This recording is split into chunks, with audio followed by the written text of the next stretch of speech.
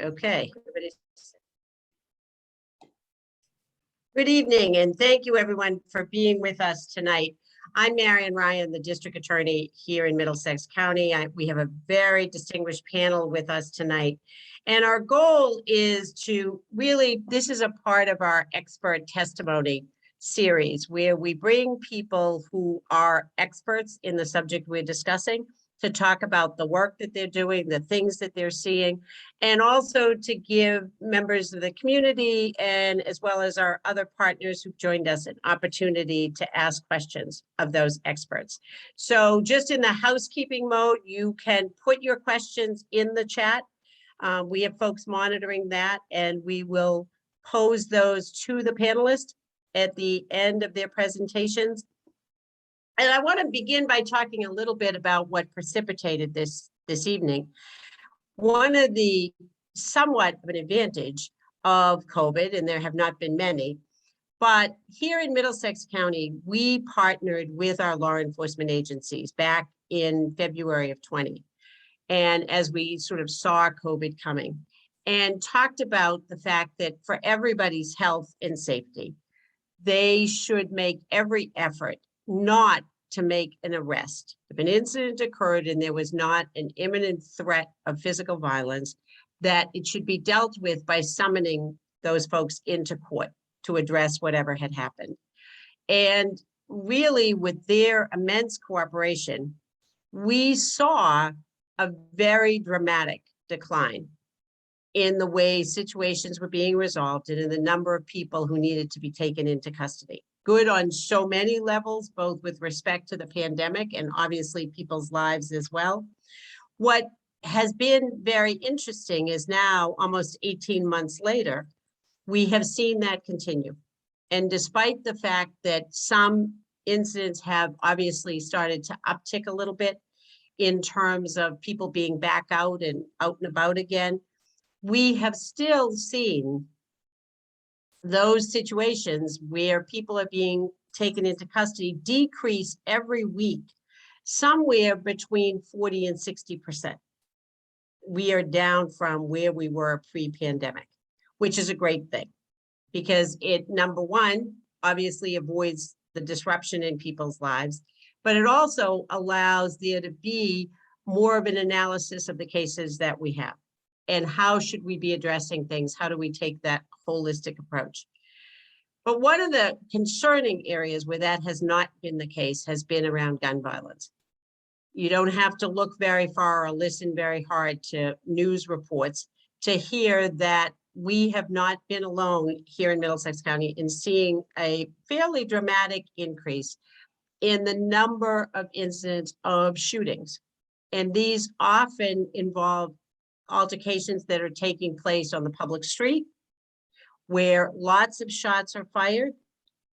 We have been incredibly fortunate that for the number of shots that are fired in these incidents, very few people have suffered injuries, and most of those injuries have been survivable.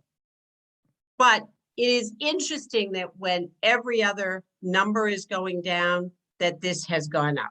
So we really wanted to take a look at two things. What is it that is causing that to be the case?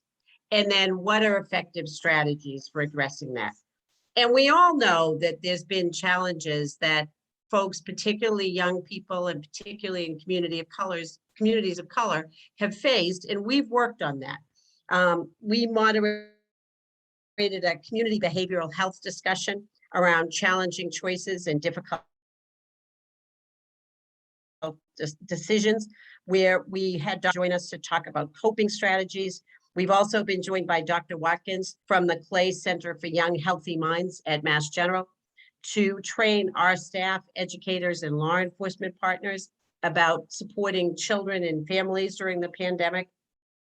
And that really focused on the concerns that we were hearing about students being remote at school, the absence of their ability to talk to anyone, to focus looking at eye to eye to get an assessment of how people were doing. And Dr. Watkins talked a lot about those factors that were crucial to healthy relationships, strong family and friends support, the connection to the community, positive self-esteem, a positive cognitive style, supportive relationships with care providers, and the critical need for both physical and mental health care and real availability of those. And tonight, we wanted to take a deeper look both at how the pandemic had affected it and what has been happening across the country. And you're going to hear tonight from Dr. Vanessa Prosper, who is at Boston Latin School. And Dr. Prosper is a trilingual Canadian native of Haitian descent. She grew up in Montreal. She currently lives in Boston. She's a licensed psychologist with over 20 years of clinical experience working with racially and ethnically diverse young people, adults and their families, as well as Haitian immigrants, youth on the autism spectrum, and youth with congenital HIV diagnoses. Dr. Prosper graduated from Boston College's doctoral program in counseling psychology and completed a 2-year school-based clinical psychology postdoctoral fellowship within the Boston Children's Hospital Neighborhood Partnership Program. Dr. Prosper is a very busy woman. She currently has 3, what I would consider really full-time kinds of careers. She provides school-based clinical services as a clinical coordinator at Boston Latin School. She sees patients in a private practice where she also teaches graduate classes, an adjunct professor at Boston College, Lesley University, and the William James College. Over the years, Dr. Prosper has developed and conducted a multitude of both local, national, and international presentations focused on raising awareness of mental health issues, demystifying the stigma of mental health, which we've seen, I think, really highlighted during the pandemic, and educating others on cultural competency, the cultural manifestations of mental health, particularly in the Haitian immigrants, mental health issues faced by North American born children of immigrants, and spoken about how to best support children of immigrants and their families in school, dealing with racial trauma and an anti-racist approach to clinical work. So we're very happy to have her taking time out of all those jobs to be with us tonight. We're also happy to be joined by Dr. Jonathan Jay from the Boston University School of Public Health. Dr. Jay studies urban health, especially around young people and gun violence, as an assistant professor in the School of Public Health. He works at the intersection of something we've been looking a lot at, the data science and community health, focusing on the relationships between the built environment and health and safety risks.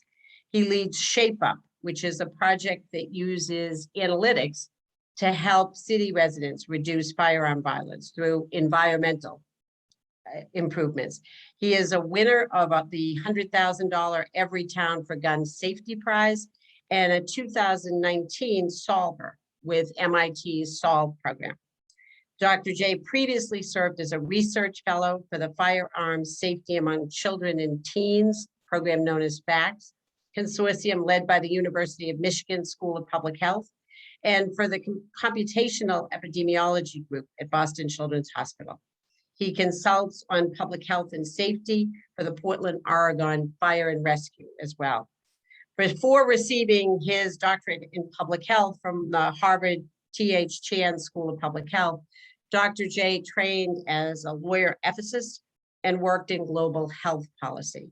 He received his bachelor's degree with honors from Brown University, a law degree cum laude from Georgetown University Law Center, and a master's in philosophy from Georgetown. So welcome, Dr. Jay. We're happy to have you here as well. And our third panelist joining us very close to home, a partnership that we really treasure in this office at UTEC, is Sako Long. Sako is the Senior Director of Reentry and Outreach at UTEC. And for those of you who are not familiar with UTEC, it is a wonderful program centered for us in Lowell, somewhat place that really looks at how to get young people who've been court involved back to where they may have gone. Their life may have taken a turn with respect to job training. They run an amazing factory up in Lowell. They also run a cafeteria where when real life is going on, many of us spend a lot of time having lunch because they were directly across the street from the old district courthouse. And Sacco, as I said, is the Senior Director of Reentry and Outreach. He oversees the street worker program and reentry efforts for Lowell, Lawrence, and Haverhill. Sacco started his career at Big Brothers Big Sisters of Greater Lowell, coordinating the awareness and development of adolescent males program, the ADAM program. And while working there, he also volunteered at UTEC during a time where it was really that contribution was really needed to broker some peace conversations with gangs in the city. Sacco then joined UTEC as a street worker, folks who just do amazing, amazing work. Lowell would be a different place without UTEC's street workers. And Sacco spent 12 years there doing wearing a lot of different hats. And moving still within Lowell, Sacco then spent 2 years at the Cambodian Mutual Assistance Association and 4 years at the Coalition for a Better Acre. Both organizations, again, have contributed to really what Lowell is today. And Sacco's been a part of all of that. And he, fortunately for us, is now back at UTEC, running as part of their leadership team. So we're happy to have him here tonight as well.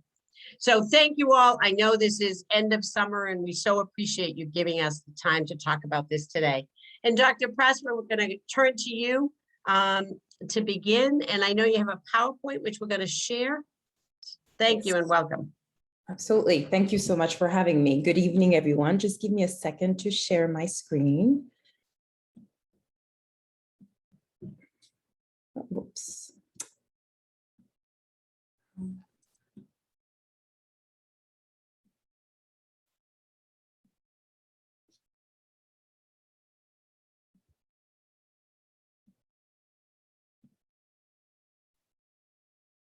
All right, can everybody see?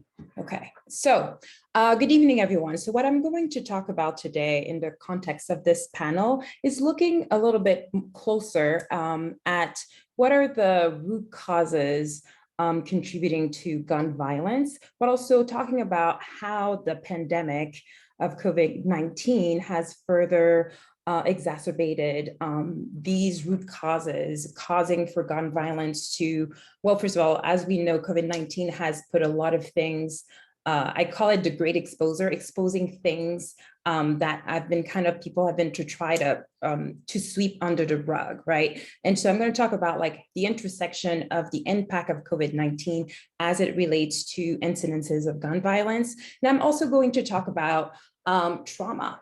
There's two pandemic that I say that happened with COVID. There's the COVID-19 pandemic and there's the pandemic of the racism and racial reckoning that has been brought to the surface due to COVID-19. And so I'm going also to talk about that and talk about how these two experiences of trauma, how can it manifest itself in terms of symptoms that we can see youth experiencing as well as ourselves, because the COVID-19 pandemic has been a traumatic experience for us all, not just for certain individuals, for some individuals more than others, but it's been traumatic for all. And so I'm going to talk about what are the symptoms of trauma, how to support youth that may be experiencing symptoms of trauma, and how to just kind of moving forward, like looking at all those root causes of gun violence, like to start thinking about some solutions. Okay, so I'm first going to talk about root causes and social determinants of gun violence. So what I have here on this slide is looking at, you see the words macrosystem, exosystem, microsystem. So I like to look, when I look at youth and teenagers of color, I like to say that, what really influences their thoughts, their feelings, and their behavior is their interaction with their environment. And there's just different levels of interaction with one's environment. So it's really the developmental outcome and the behaviors of youth is really the interactions of the different system around that teenager or that child. So when we're talking about the the microsystem, we're talking about like what are the interactions between the child and their immediate environment that can influence how they think, how they feel, and how they behave. So when we're talking about root causes of that can potentially lead to gun violence, we're talking about at the microsystem level, like, conflict is, I think, what was said before in the introduction of this presentation, just like how, and research shows this repeatedly, like how social support that is nurturing, that is caring, that is affirming of a person can really, is really a strong protective factor for a person to thrive, not only survive, but thrive emotionally, socially, academically. And so that's why when we're looking at the person's microsystem in terms of if they're experiencing conflict within their own families, through witnessing domestic violence in the home, or having conflict with parents, with caregivers, or having conflict with their own community or within their own peers, that really can leave the person very vulnerable to experiencing emotional distress. And I'll talk about the correlation between emotional distress and gun violence in a second. When we're looking at another level of system, which is the exosystem, is looking at what are the stressors in parents' lives that can trickle down to our youth, not necessarily the fault of the parents. So when we're looking, what research has shown is that parents who are dealing with poverty in the forms of income insecurity, dealing with unemployment, dealing with food insecurity and quality, you can imagine that these parents are extremely stressed because they're really having a difficult time meeting your most basic needs of housing, of food, of where to knowing where you're going to sleep. You can imagine that makes parents very stressed out. And as a result of that, they're very emotionally unavailable to their children. If I'm stressing out about where am I going to sleep tomorrow? How am I going to afford my rent? Am I going to get evicted? And so on and so forth. And it makes it hard for me to be fully present and emotionally there for my children, or even having the energy to monitor my children. That can put my children more vulnerable to being exposed to different things. And also, it's very important to talk about intergenerational trauma and how it can get trickled down to generations. And so if the parents we're already dealing with traumatic experiences that could stem from being exposed chronically to violence in their environment, or trauma that comes from that trickles down, or being the result of experiencing a lot of poverty through racism, systemic racism, and so on and so forth. Parents' behaviors and how they navigate certain situations gets passed down to their kids, because their kids are observing their parents. So if a parent is traumatized, is always on edge, is always, as a result, as a normal reaction to a traumatic situation, it's normal to feel on high alert, to feel like mistrustful of the system, to be quick to react, which we call hypervigilance. Then you unintentionally pass that down to your kids, and that can also make them vulnerable. And I'll link it all to gun violence in a second. So going to the biggest layer around a child, which is the macro system. So talking about what is the macro system? It's laws, policies. It's also, when we're talking about all the isms, all the messages internalized by society, that can have an impact and trickle down to the parents and then trickle down to the children. And so research has shown, right? So to break it down, like poverty, which then gives rise to unhealthy living conditions. It's been shown over and over again that especially, unfortunately, there are disparities in communities of color in terms of communities of color being more vulnerable to live in poorer areas of the city, where there's a higher probability of experiencing unhealthy living conditions, having poor access to quality education. There are less resources.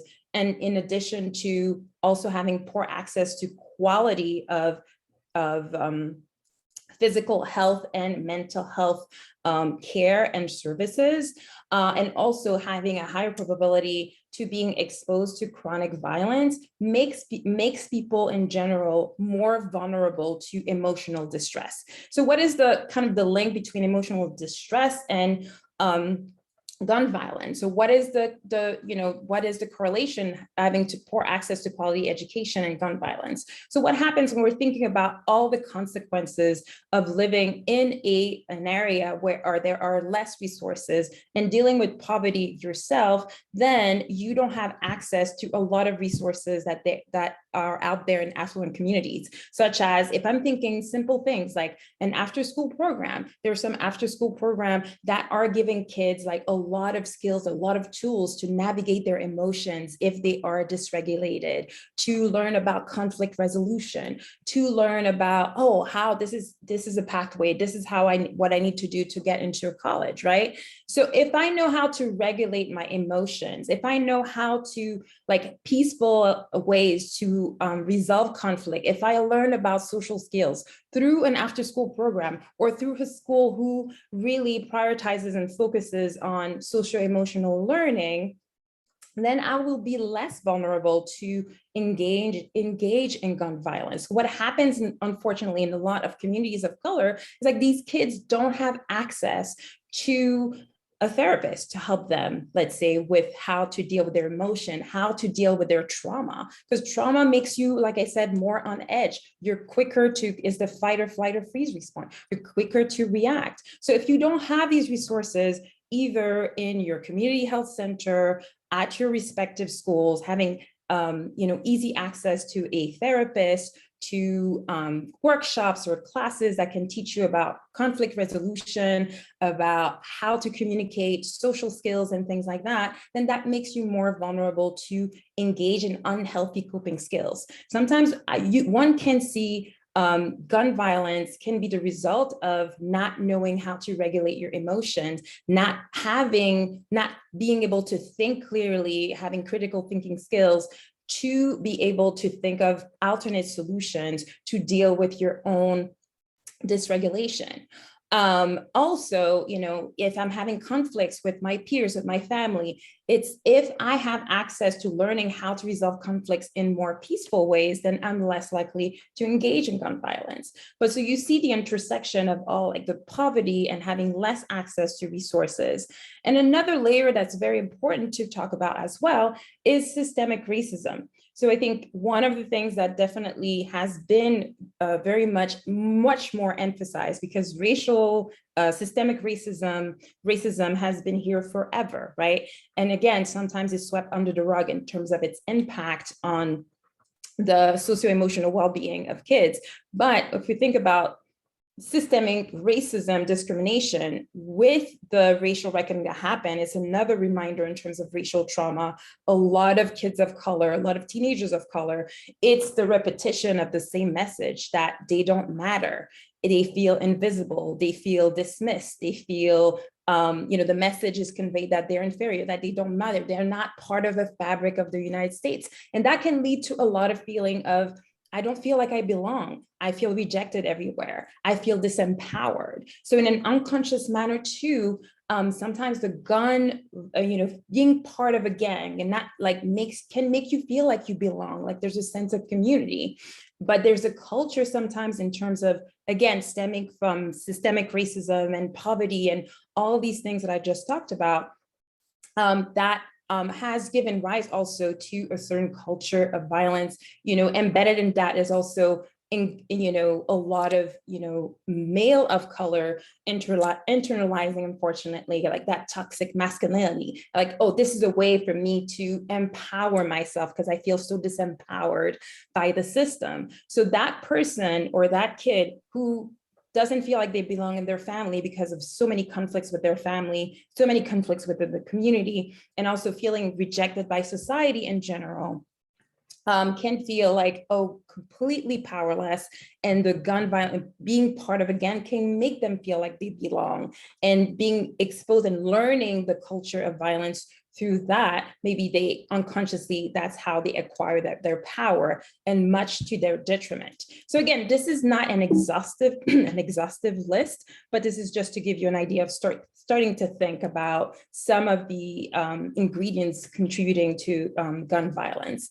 In this slide here, looking again the different systems around the child, but more talking about the the repetitive cumulative effect of racism and different levels of the system around the child, the implicit bias of the child, of their teachers, their coaches, their peers, at the exosystem level, their parents' own stressors and own experiences with racism and discrimination, and the multi-generational trauma trickling down to their kids, and then the larger system in terms of so many policies and laws that are biased against people of color.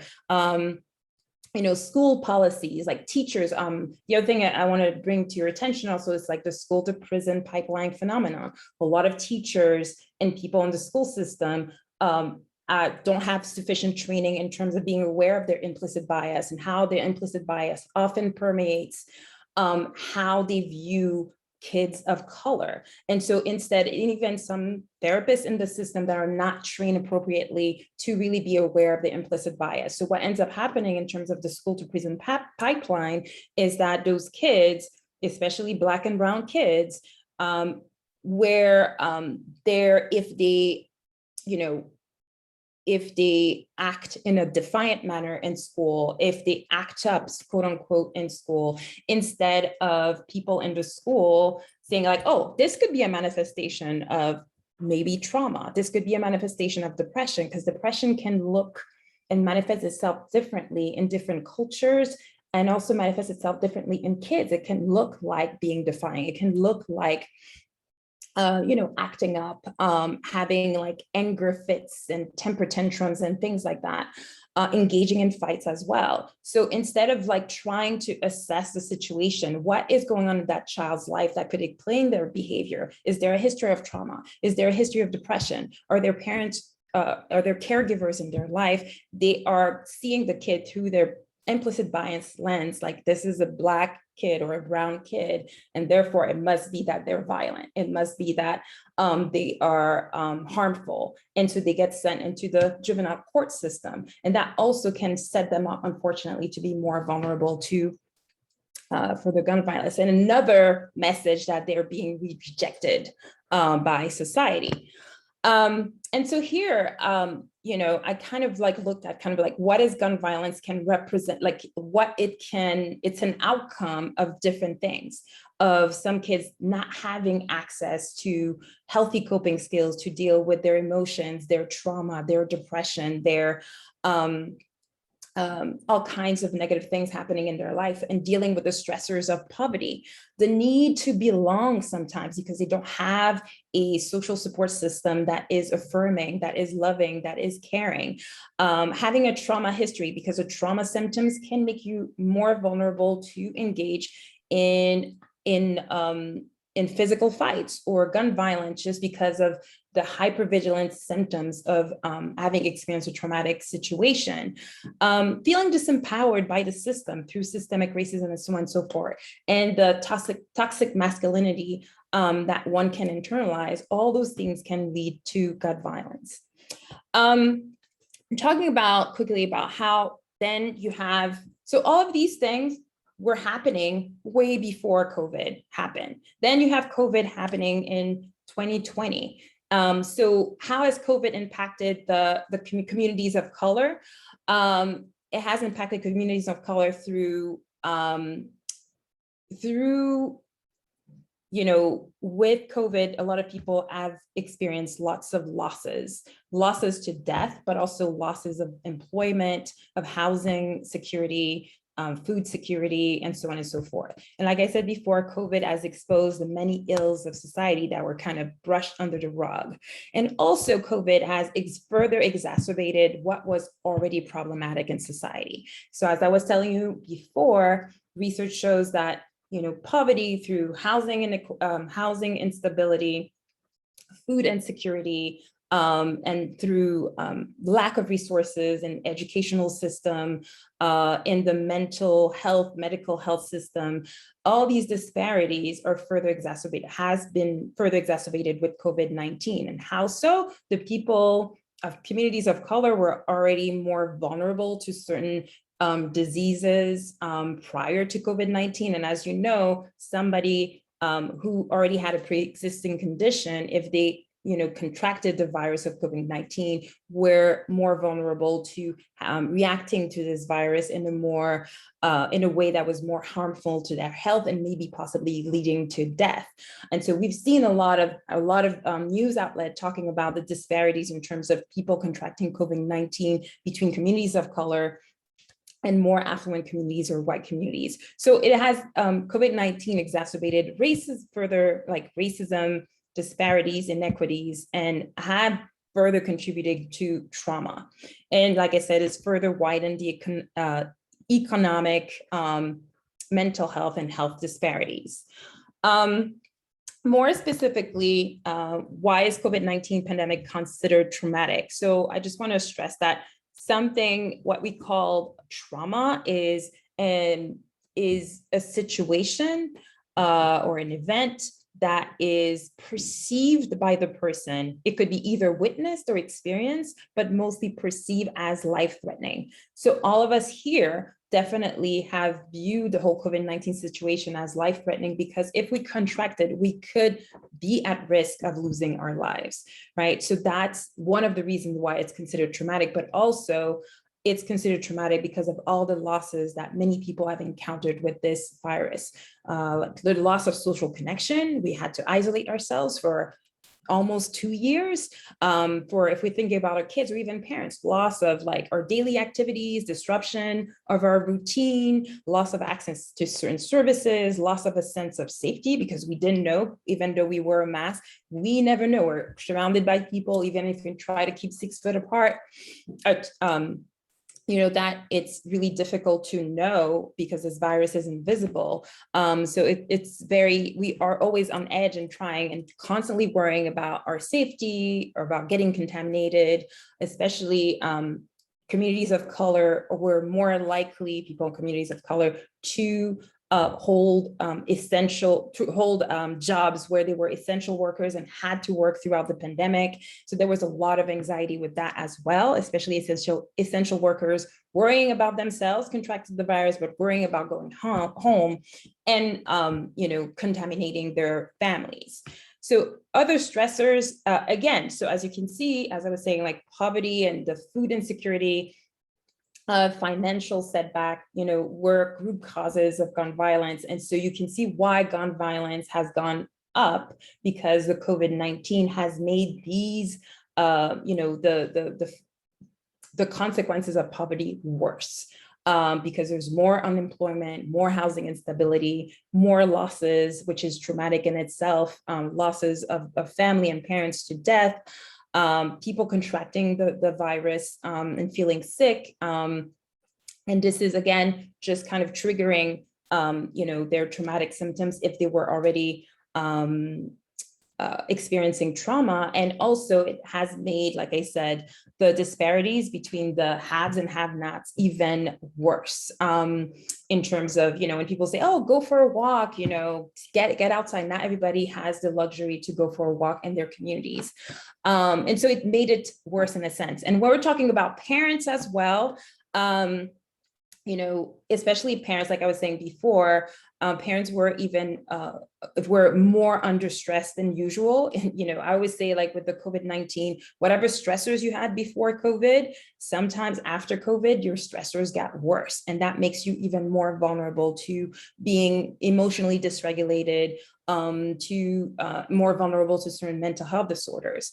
So the parents who were essential workers, like I said, worried about contaminating themselves, contaminating their families, but also they were feeling guilty for not being able to stay home and support their child with their online learning. They felt like, oh, because there's so much trauma, so much losses that are happening, parents felt the extra pressure, feeling like, oh, I have to be even more the emotional anchor of my family. And that can be even more stressful. So it's just a cascade and a domino effect. And in terms of, I'm going to go quickly because I think I'm over time, but just talking briefly about racial trauma, which is the cumulative effect. It's a traumatic stress that is based on racism, the cumulative effects on racism, and how it affects then the individual's mental and physical health. And as you know, racial trauma has been linked to anxiety, depression, suicidal ideation, and also physical health issues.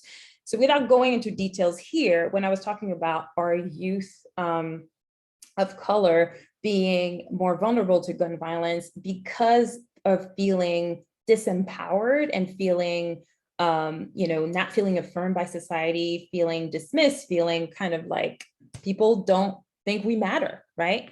And so on a daily basis, for a lot of people, and for a lot of people of color, these are the things that contribute to their racial trauma, the implicit bias from people around them, microaggressions, the lack of representation on TV, social media, books, going to school and learning about the history, but not learning about your own history, not learning about people, great authors of your own racial background, stereotype threat, which is the anxiety that comes with fearing to actually, support or reinforce a stereotype about people of your racial background. This is why people of color often feel the stress to put on a facade, like, oh, I need to be perfect, or I need to not speak loud so that people won't think that I'm loud or that I'm angry. That creates a lot of stress to not be able to be yourself.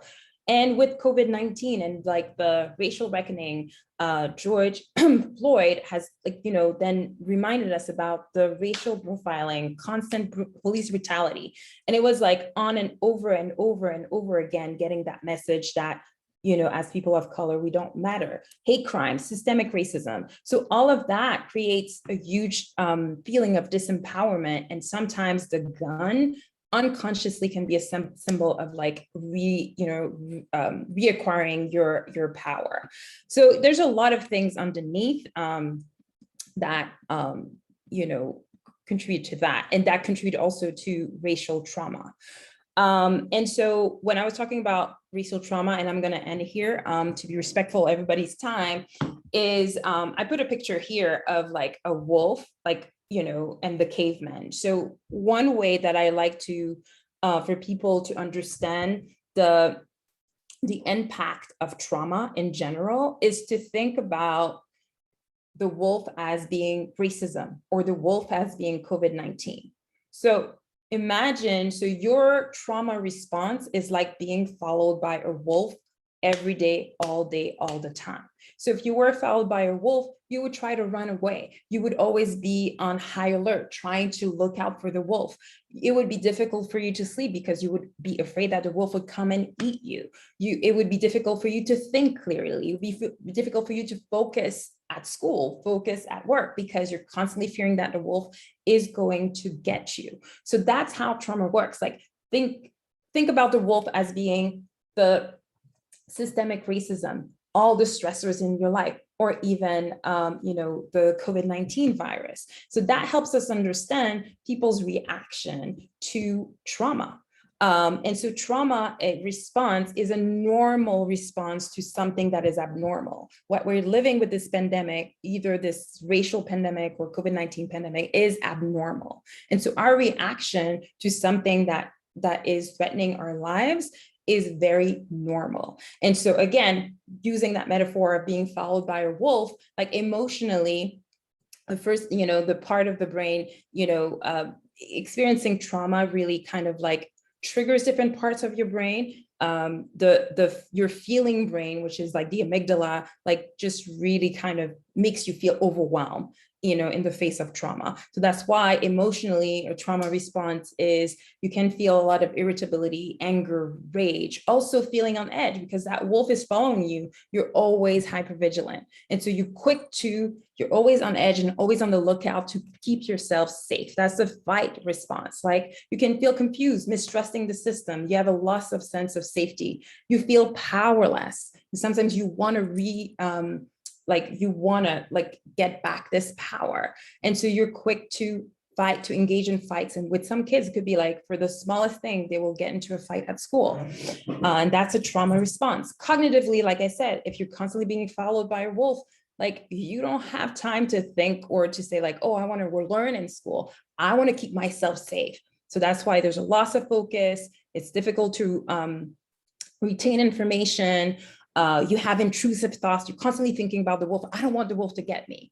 At the behavioral level, like you try to avoid anything that will remind you of your trauma. So that's why we can see a lot of kids, avoidance can be in the form of suicidal thoughts, like not wanting to be here because it's too painful, or it could be through self-harm. It could be through running away. It could be, avoiding talking about certain topics, being socially withdrawn.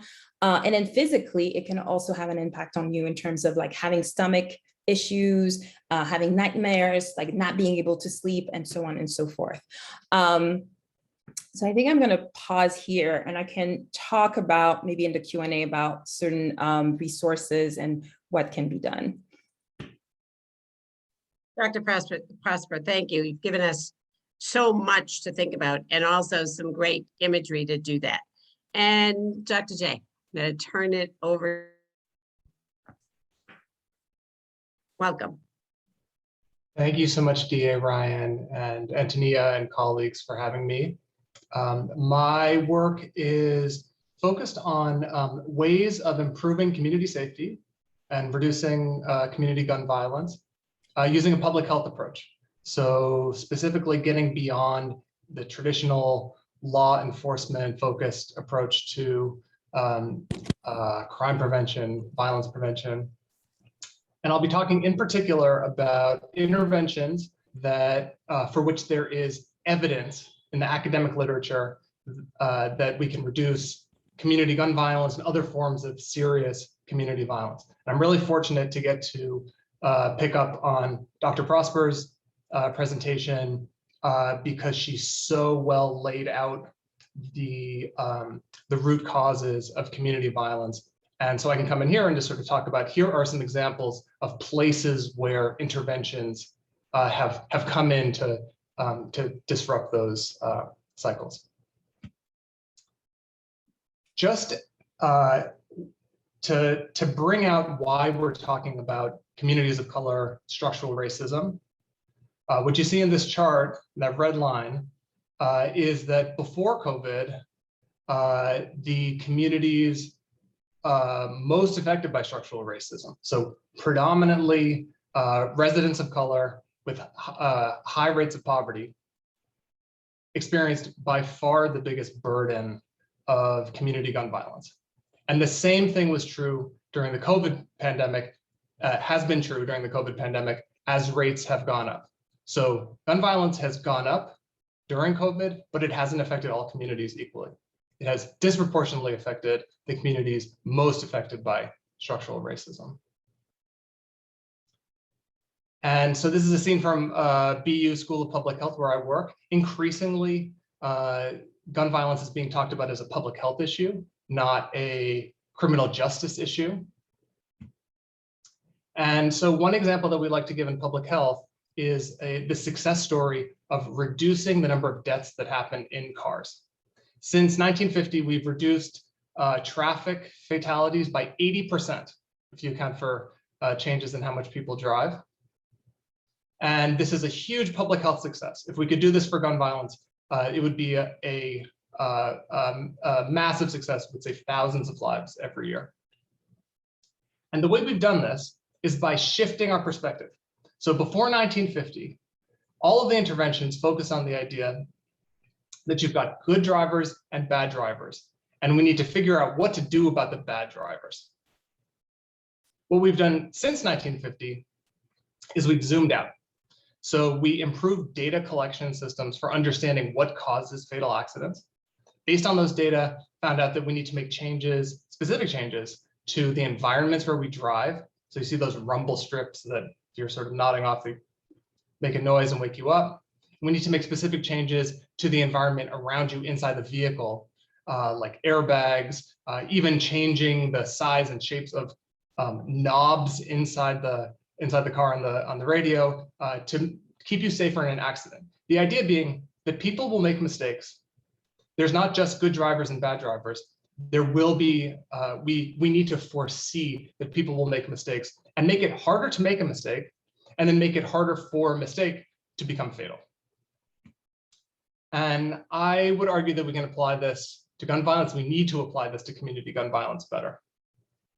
I would say gun violence maybe this is shifting, but gun violence has been one of the issues for which we continue to be most focused on the idea that there are problems with individuals, good guys and bad guys, shooters and victims.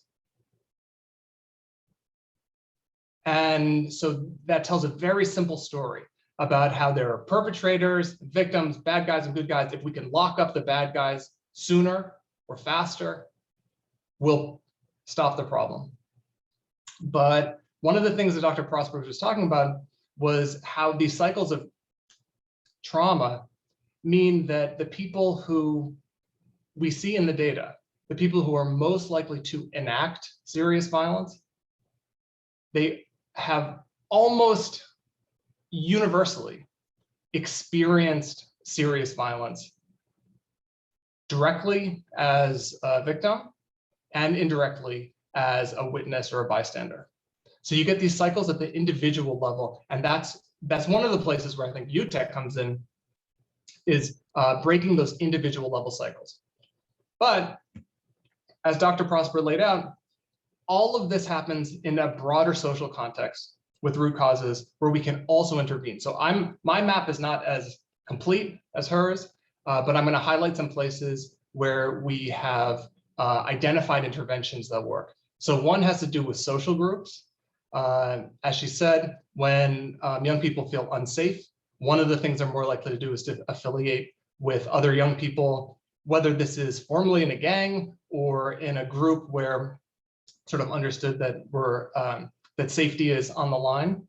And it can make you feel safer, but on the other hand, one of the ways that it can make you unsafe is that it draws you into patterns of retaliation with other groups.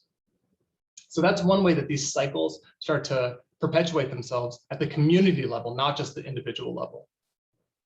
Another way is through physical spaces.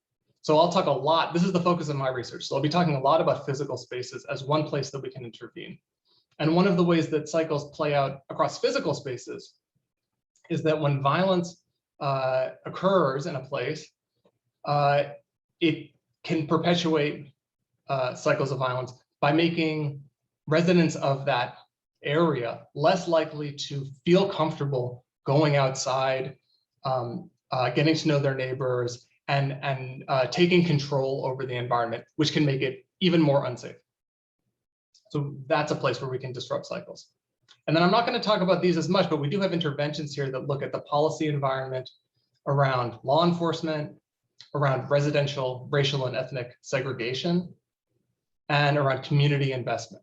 And so this is just the super streamlined version of what you saw in terms of root causes and social determinants. And I have some interventions that I'll talk about here. I mostly won't be giving citations for the interventions, but there is literature behind all of this, and I'm happy to point you to it. So at the individual level, a couple of well-supported interventions have to do with breaking that link between people who've experienced violence and their likelihood of enacting violence in the future.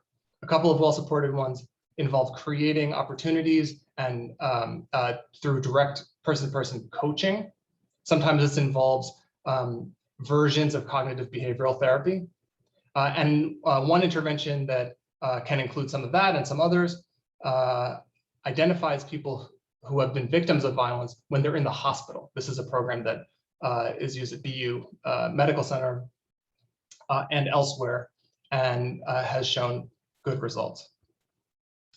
I believe that Sako is going to talk about this, which is the idea that bringing credible messengers to community that is, and particularly to social groups that are in the midst of conflict, and individuals who are struggling, can help disrupt those cycles of violence. So I'll leave that to him to talk about. And I'm really going to focus on environmental improvements, because this is, sometimes we think about these root causes as feeling like they're too big to tackle, or too big to tackle in the near term. But I like to talk about a few that are sometimes very quickly achievable. Sometimes they take longer, but they tend to be affordable, and they have many benefits that extend even beyond violence prevention. So here is one from Philadelphia. You can see on the left, there's a large number of abandoned spaces like this in the city of Philadelphia. Vacant lots that are overgrown with weeds and full of trash. And people live in neighborhoods like this, and what they say is, we feel really unsafe walking past that vacant lot. You don't want to let your kids out there at night. Researchers have tracked them and found that people's heart rate increases just as they walk past a vacant lot that looks like this, because it's a stressful space. So what a nonprofit in Philadelphia has done, working with the city, is to convert some of these lots to simple small parks like you see on the right. This is not a high-cost intervention. This isn't a brand new huge facility. It doesn't have a dog park. It doesn't necessarily tell you that a Starbucks is coming around the corner. This isn't massive economic development. We can talk about gentrification pressures, but this is a relatively simple intervention. This is the kind of space that every community should have. And for this nonprofit, they say that it cost them about $1,500 for each of these conversions. And in a randomized controlled trial, our strongest study design, this intervention was associated with almost 30% reduction in nearby gun violence.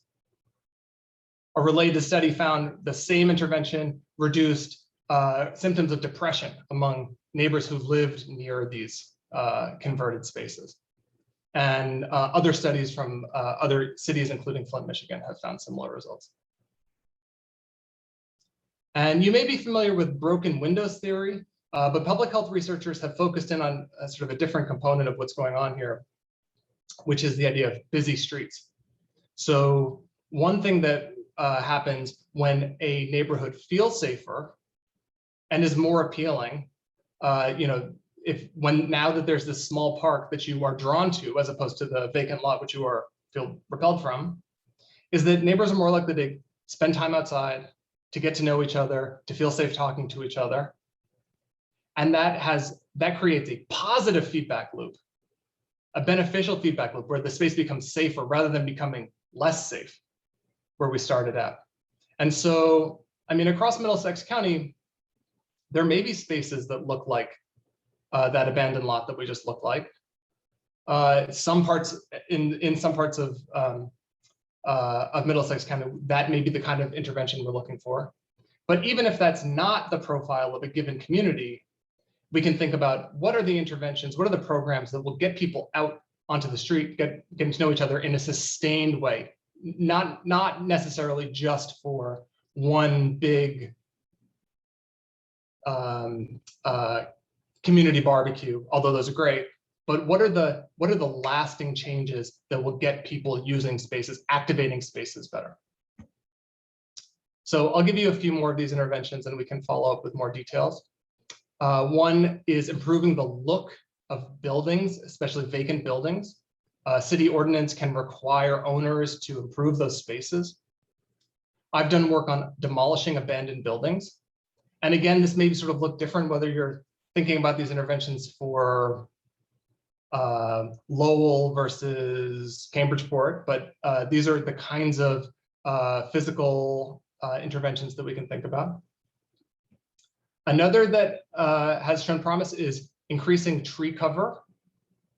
And again, this is something that, in addition to having shown reductions in violence around public housing in a study in Chicago, increasing tree cover reduces urban heat, increases climate resilience. So there's a lot of reasons to invest in these kinds of interventions, even in addition to gun violence. Sometimes high throughput roadways can be associated with more violence and crime. So some interventions have made alterations to roadways that seem to have reduced crime in sort of small studies.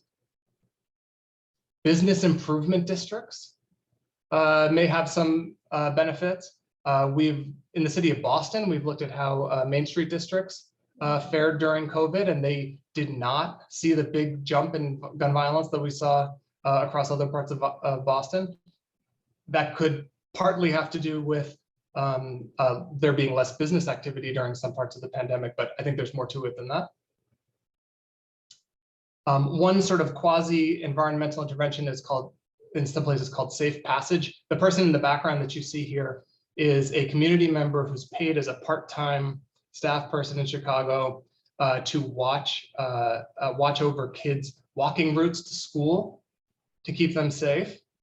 And that is, there is multiple studies showing reductions in violence on those routes at those times. And alcohol outlets. I mean, these are policy level, city level policies deciding where we're going to have a liquor store could determine the disparities in violence in that city for years going forward.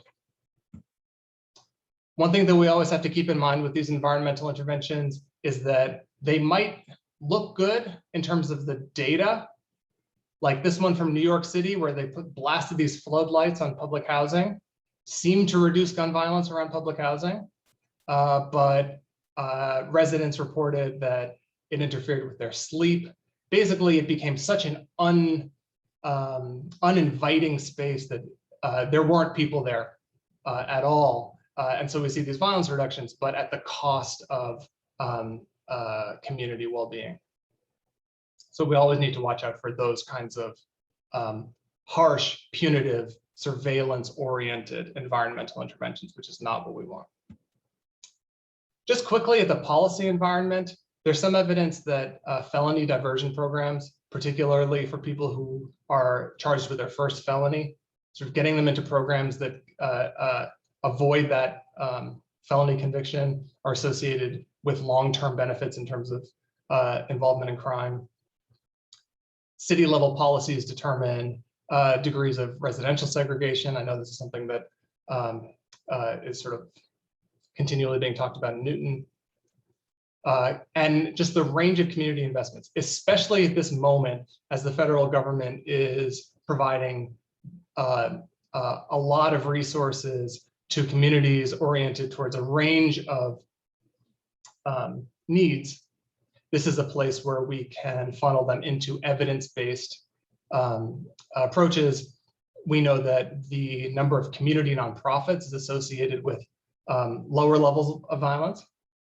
And I believe this is another part of UTEC's portfolio, is youth jobs initiatives, especially for the highest risk youth, seem to have clear benefits for involvement in crime and violence. So just to summarize, we have these cycles of violence that occur at both, not just the individual level, also the community level. Interventions should look across multiple drivers. So I presented a bunch, and I would say this is not just a matter of choosing one. This is about how can we complement the kind of work that UTEC does, that therapists like Dr. Prosper are doing on the individual level with other community investments. And in particular, I think physical spaces is a place that we tend to overlook in terms of violence prevention, but that particularly in collaboration with community members to understand what's wanted and needed and will be used can make a meaningful impact. Thank you so much. Doctor, thank you. That was fascinating, and just particularly things just like how we have addressed the driving situation. I think it's just a whole different way to look at things. So thank you so much. And we're going to turn now, having heard so many wonderful things about UTEC, to talk a little bit about the work that you've been doing in the many, many places across the city that you've been involved. Tosako, thank you. Welcome. Thank you, Marion.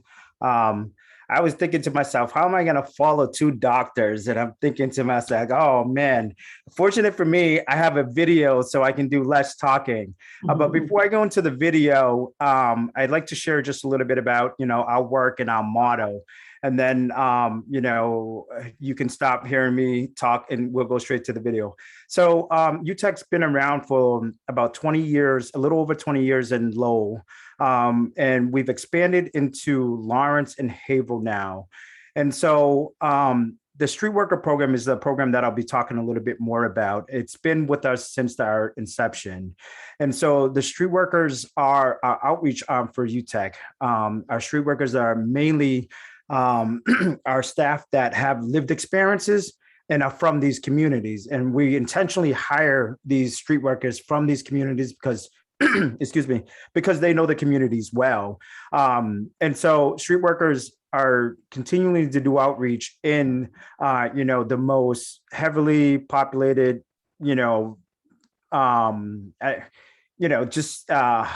the gang infested or where things are happening, right?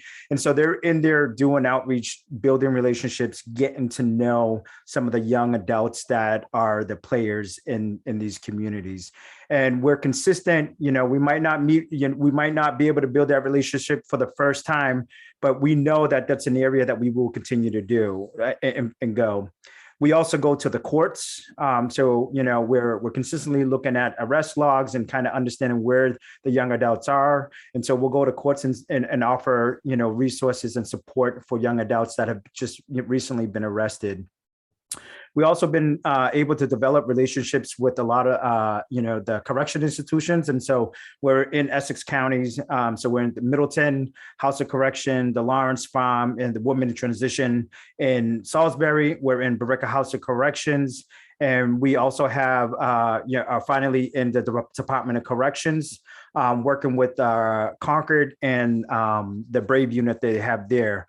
And again, street workers are the staff that go in there and meet the young adults, build relationships with them, and try to earn their trust.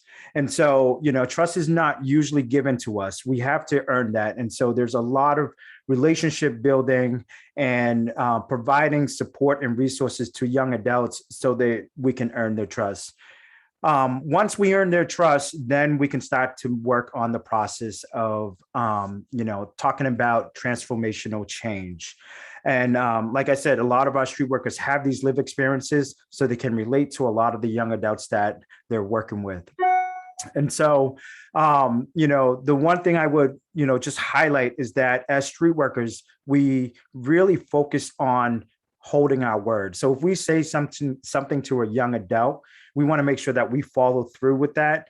And that could just mean showing up for an appointment, showing up for court, or, taking them somewhere. It's really crucial that we, continue to have that trust with them because, throughout their whole, you heard from both doctors, they've been traumatized their whole entire life. People have given up on them. There's, systems that have been there and have, forgotten about them. And so they're, they might look at us as just another system, just another caseworker and whatnot. And so for us, it's really important that we establish those relationships and establish that trust. And so once street workers continue to work with them and build that relationship, we try to engage them into our programming. And so the first component of our program is called Transformational Beginnings. And that's the opportunity for us to give them a stipend, but an opportunity for them to see what change is like. And so we have a mattress warehouse, but we also focus on social emotional learning at a very, very in the beginning stages of their development. And so they'll go through the transformational beginning stage, and then they'll come into our workforce development stage where they'll start to learn more work skills, but also, again, we're heavily focused on social emotional learning, whether it's, hard skill trainings or even our curriculum in high set is all social emotional learning. It's an area that we know that, if they know how to resolve conflict in a productive way, we've been able to help them resolve that issue and be able to have them hone that skill so they can continue to practice that moving forward. And so, throughout our years of research, we know that jobs are an area that young adults, really want. They might be out on the streets and might be selling drugs because there's a need for that. So if we can provide them with the skills to be able to attain a job a living wage job, they don't have to go back to the streets to do any of that stuff. And so that's an area that we, continue to work with our young adults on in the workforce development in our career pathways program. And so we offer different levels of workforce development in our programming. So from workforce to enterprise level, and then to the career pathways, we will work with them to develop their resume skills, their interviewing skills, helping them, network in terms of jobs. And we continue to work with them consistently, even after they graduate from our program for at least 2 years. So in a nutshell, that's kind of our model and how we do our work. But I'm going to share a video that's going to explain it a little bit more. And we can go to questions and answers after that. So 1 second.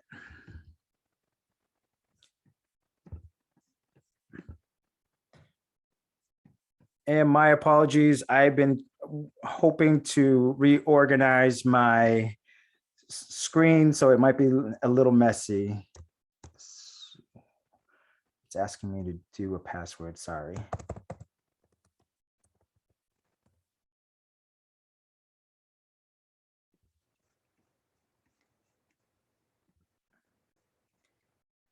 Can you see this, just to clarify? Thumbs up, yes? Panel, yes, okay, thank you. The young adults we work with, they'll come to us with past serious criminal involvement. These young adults, they're the influencers on the street. We serve the 10% that are involved with 90% of the criminal activity. We don't say at risk, we say proven risk. If we can do really solid work with these young adults and they can do solid work for themselves, that 10% can really flip into the #1 biggest and best allies in our community towards positive change.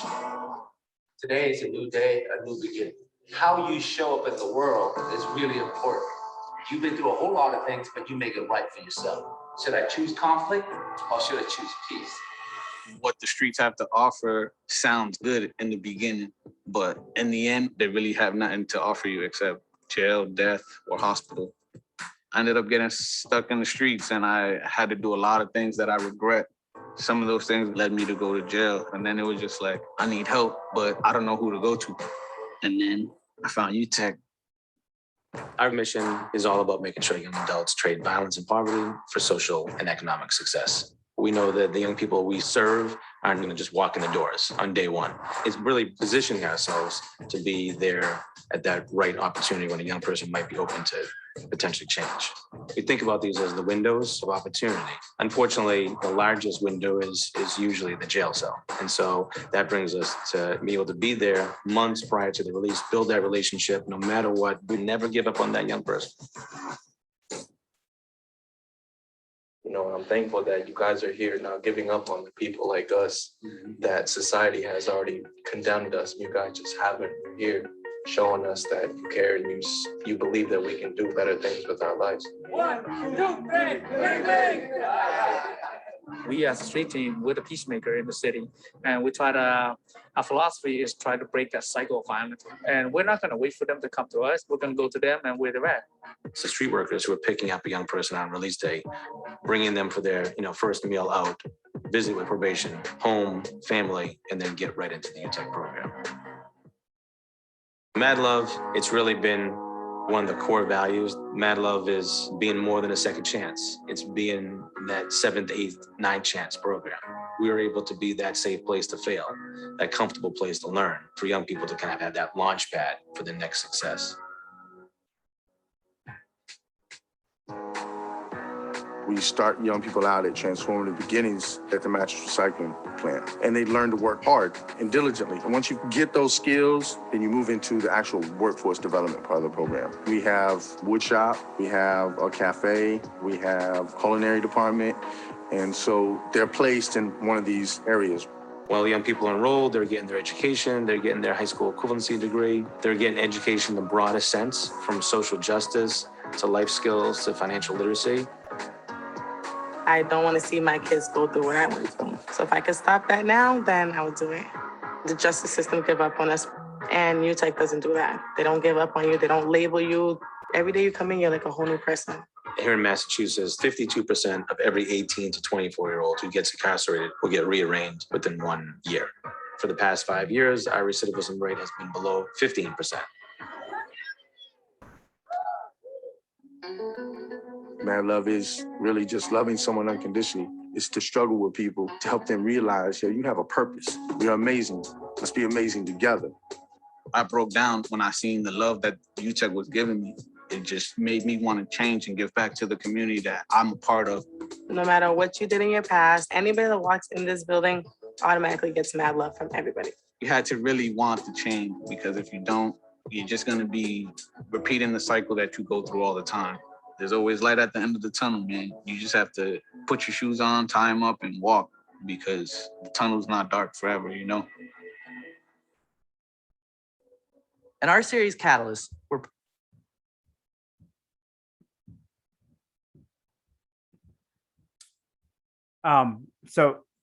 Again, I think, the video shows it all in terms of how we do our work. The one thing that I would just add to that is that the street workers also do a lot of the peace mediations amongst the gangs that we work with. And so because of the relationships we were able to build with some of these shot callers or the people, the influencers out there, through the support of showing up at court with them or helping them out with, diapers and whatnot, we show up for them, and they actually, they continue to give back to us also. As influencers, they can make the decisions on the street to help us de-escalate certain situations also.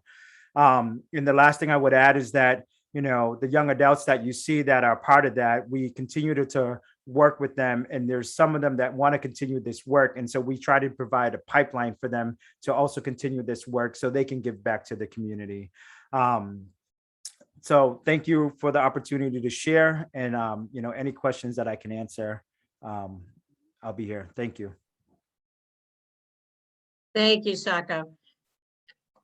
It is virtually impossible to be in downtown Lowell and not see the street workers every day of the week out with kids and talking to them and really making a difference in their lives.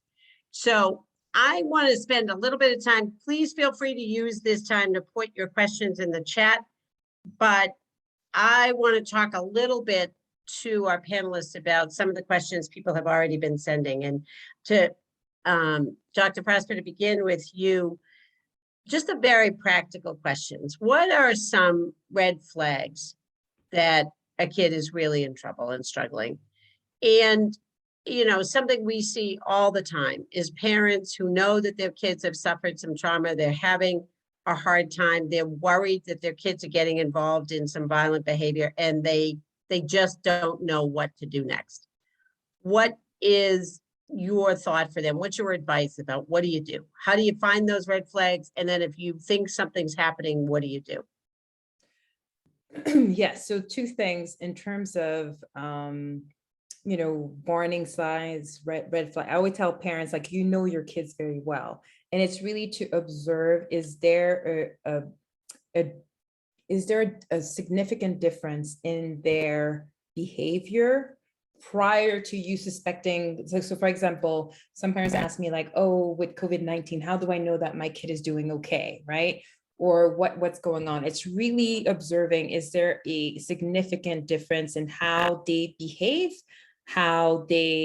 in your house, for example. So if you notice a difference of like, oh, my kid used to be, used to eat with us at the dinner table every day, but they're now isolating themselves in their room every day, and it's not only observing a difference, but that difference in their behavior is sustained over a long period of time where you're not recognizing them. So it's being withdrawn if all of a sudden they're, even how they're behaving in school, if they were used to having good grades or being engaged in their learning and they're not anymore, if they're spending more time on social media, if they're staying up late when they didn't used to do that, are they having nightmares? So I'm just thinking kind of like all of the symptoms of trauma or depression or anxiety, right? Is there a change in their appetite? Are they gaining weight or losing weight? Are they sleeping all the time and staying isolated in their room? Is there, a group of friends that they used to hang out with, but they don't hang out with those friends anymore? They have a new set of friends and those friends are different. It's just really paying attention to all these things. Like, again, are there significant differences between who they used to be up to a certain point, and now that COVID-19 has happened, or now that, let's say, they started in a new school or things like that? Are they spending more time outside of the home than usual? Are they being more defiant there than usual? More argumentative? Are they crying more than usual? It's like really noticing all these things. And the second part of the question was, what can we do about it? I can't remember the second part of the question. If you suspect that your child is engaging in some violent behavior, what do you do? Okay, so if you're suspecting, and again, like the violent act can be the outcome of the things that I said before, feeling disempowered or being influenced by peers because they feel the need to belong, or they don't know how to regulate their emotions. There's something going on. Could be trauma, could be depression, could be anxiety. I think the first thing is to have a conversation with your child in terms of, I've noticed, especially teenagers, even children, they would be quick to dismiss, like, oh, mom, dad, oh, come on, like, no, I'm still, I'm fine. What are you talking about? So the first time is having a conversation in terms of what you're noticing. Give them concrete behavior changes that you're noticing in them that worry you and concern you. So that's number one. Number two is to be in contact with their school. One thing I didn't note before, which is coming to my mind, like if you feel like in terms of like they're less engaged in their learning, they're skipping school, they're getting to school late, their grades significantly are dropping, is calling the school and talking to their guidance counselor. Depending on the school, I work in a school where the guidance counselors are really a great kind of middle person between the parents, the teachers, and the student. And so really enlisting the help of people in the kids' school to get more information about what is going on. Who is this kid hanging out with? How are they behaving in the classroom?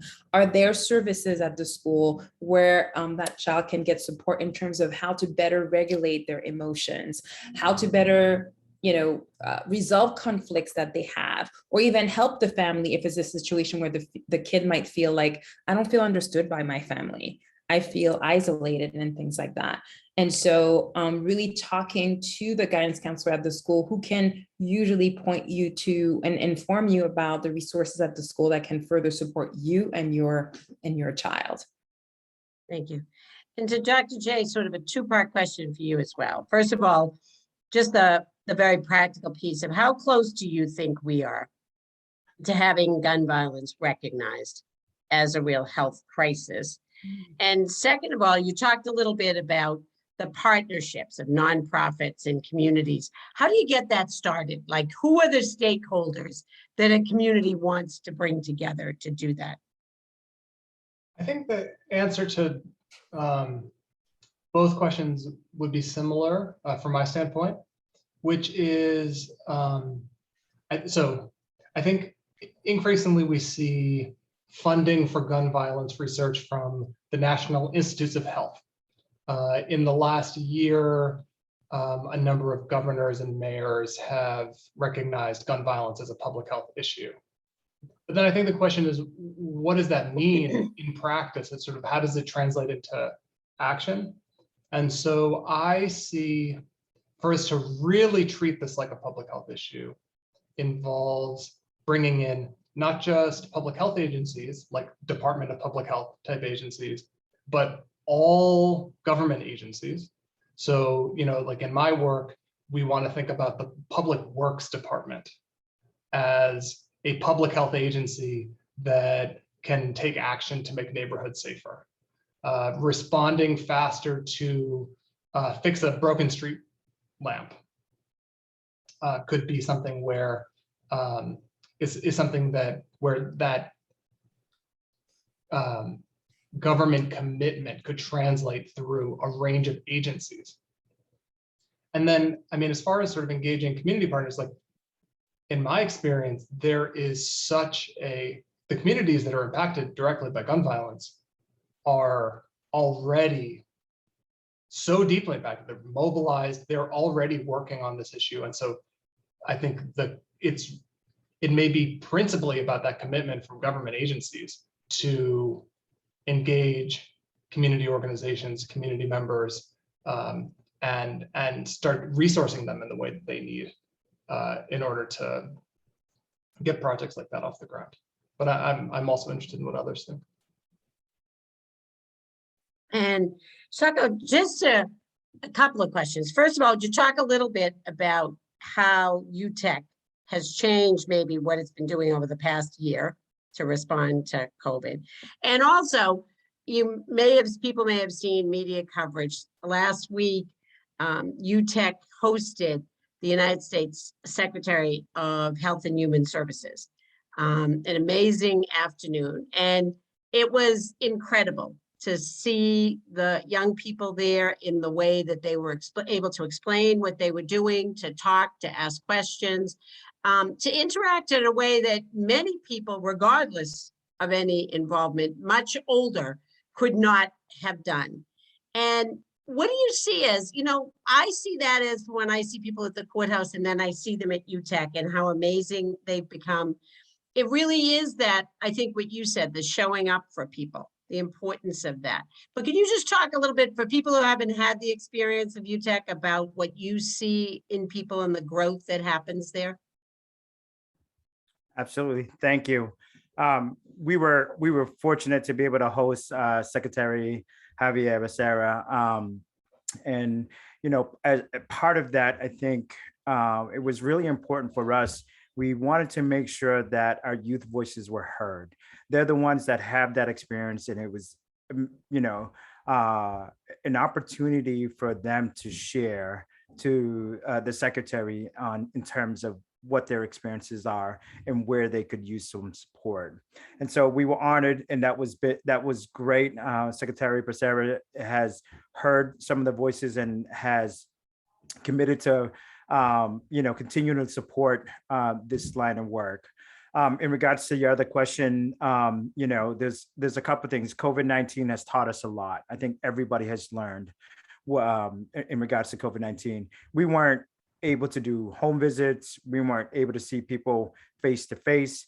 And so we had to adapt. And so, specifically our whole entire staff, programming staff, street worker staff, had to be creative in terms of how do we stay connected to young adults. And so text messages, Facebook messengers, social media, Instagram, we had to be creative in making sure that we can still engage with our young people. In regards to program, again, we had to adapt. We started giving out Chromebooks to all our young people that were participants to make sure that they had access to technology, and then figuring out ways to try to get internet service also, and then working with them in terms of how we were trying to educate them at the same time with high-set classes and things like that through a computer, which they were totally not used to, and really working with them to kind of see where they were at and building off of that. And so, in the beginning, let's be honest and real, some of them was just like, I'm not doing this. And so, street workers, program staff got in touch with them and was just like, what's going on? Why are you not logging in? And just working with them to get them accustomed to that and building them to a point where they feel comfortable. The street worker program, our philosophy in terms of UTech is that we have to meet young adults where they're at. And so, we can't expect that they're going to change overnight. There are specific steps that they have to take, and we need to walk them through that step. They're going to continue to fall down. But as you saw, we don't give up, right? There's young adults that we'll work with for so long, and, something happens and they just disappear. We're very conscious about that and understanding there's a reason why that person disappeared. So let's figure out a way to reconnect and get that person back on his feet. And so, from a young adult story, you're going to always hear that we will never give up on any young adult, regardless of what they've done. We're going to always be there to support them. And when they're ready for that change, we're going to support them through that. And we're going to take full advantage of that person's willingness to make that change.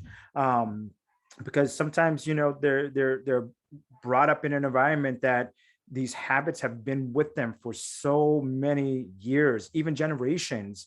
And so, you know, expecting them to break that habit or break that cycle in a year or 2 years is, you know, is difficult for them. And so we have to support them in every single step.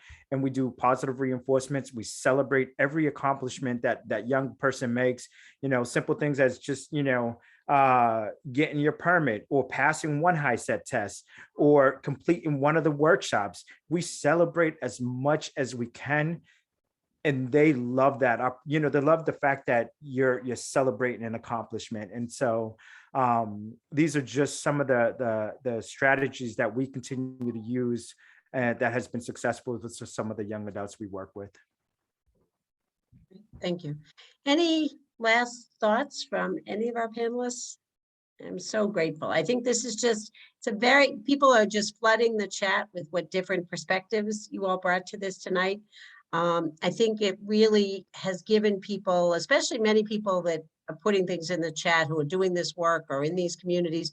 And I think we all know sometimes you just can't figure out a different way to look at something or what's a different thing to try. And I'm very, very grateful. Your presentations tonight have really brought that different perspective, different ideas to people. So thank you all so very much. And I'll leave it to all of you if you want to close out. Any last thoughts or comments? No?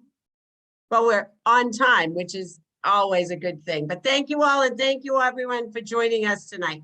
Thank you so much. Be well. Take care. Bye-bye. Thank you. Bye-bye.